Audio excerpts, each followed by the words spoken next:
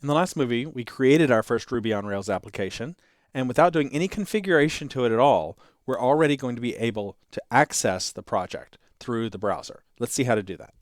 So when we left off before, I had already navigated my command line into the application itself, simple_CMS, and I also have it open here in a Finder window just so we can see the actual folders. These are the same things in both of these. They're alphabetized a little differently because of the way one of them alphabetizes capital letters, but it's the same contents. Now, in order to see this, we have to launch the web server. Right? Now, we're not using Apache, even though that's installed already, or IIS, or anything that might already be installed.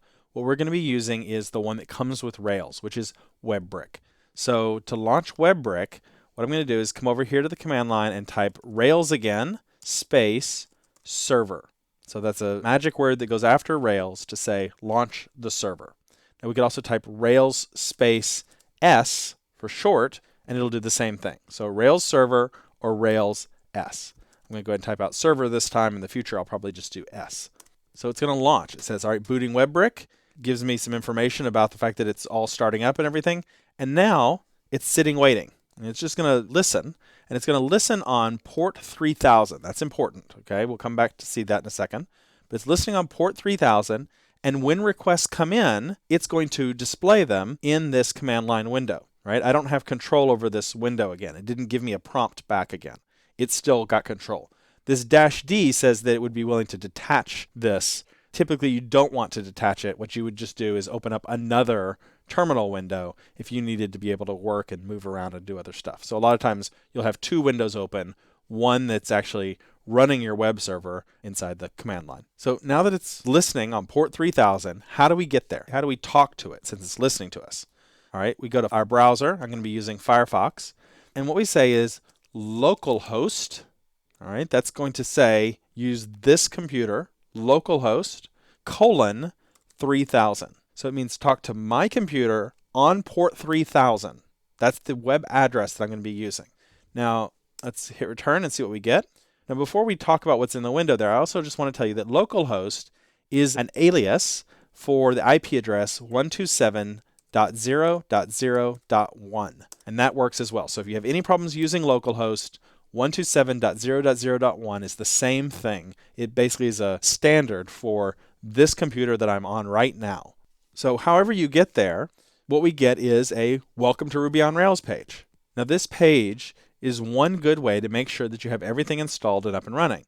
And we can actually click About Your Application's Environment, and it'll give us a list of all the things that are installed and running.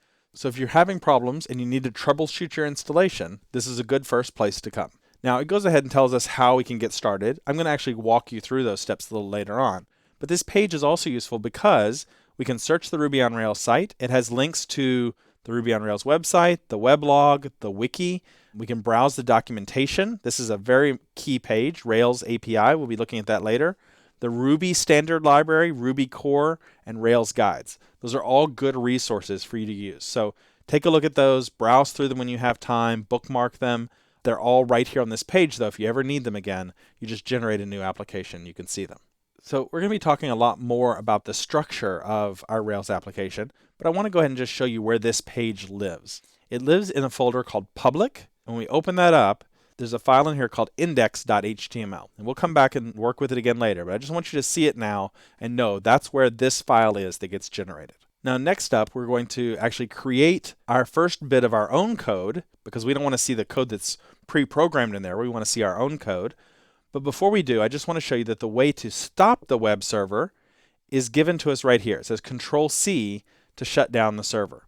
So hold down Control and hit C, and it will exit the server. So now the server is no longer running, and if I try and go to that same page, it's not listening anymore on port 3000. There's nothing listening there. So we have to have that on and listening, and if we do, then the Rails application will respond to us. And that's all there is to being able to access our project.